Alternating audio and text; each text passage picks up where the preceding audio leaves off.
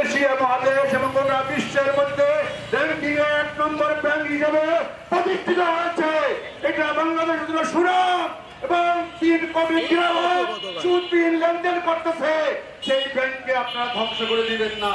সেই ব্যাংক যাতে সব মহিমায় উদ্ভাসিত হতে পারে, জনগণের খেদমত করতে পারে, এদেশের তৌহিদি জনতার খেদমত করতে পারে, তার ব্যবস্থা করুন। তাহলেই আমরা আপনাদেরকে ধন্যবাদ জানাবো। আর তা না করে যদি আপনারা সেই আগের ফেসিস্ট সরকারের মতো এই ব্যাংকে আবার লুটপাট করার চেষ্টা করেন, আমরা প্রতিরোধ করে চলবো। আরেকটি দাবি আমাদের, বর্তমানে যে চেয়ারম্যান, এই যে চেয়ারম্যান খুরশিদ আলম, তাকে চেয়ারম্যান বানানো হয়েছে। এই ব্যাংক ডাকাত খুরশিদ আলমের পদত্যাগ চাই, তার বহিষ্কার চাই। তাকে আমরা চেয়ারম্যান হিসেবে দেখতে চাই না। যতদিন পর্যন্ত তিনি চেয়ারম্যান থাকবেন ততদিন পর্যন্ত আমাদের রাজপথে আন্দোলন চলবে। আর এই ব্যাংকের যে টাকা এসালন গুরু লুট করে নিয়ে গেছে, সেই টাকা ফেরত দেওয়ার ব্যবস্থা করতে হবে।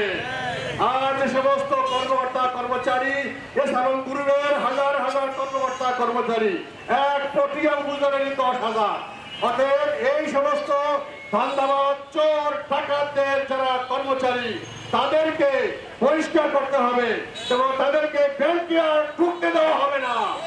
আর সব যে ইসলামী ব্যাংকের যে এক ঝাঁক তরুণ সৎ নিরস পরিশ্রমকারী ব্যাংক কর্মকর্তা আছেন, তারা যেন সঠিকভাবে কাজ করতে পারে তার ব্যবস্থা করতে হবে।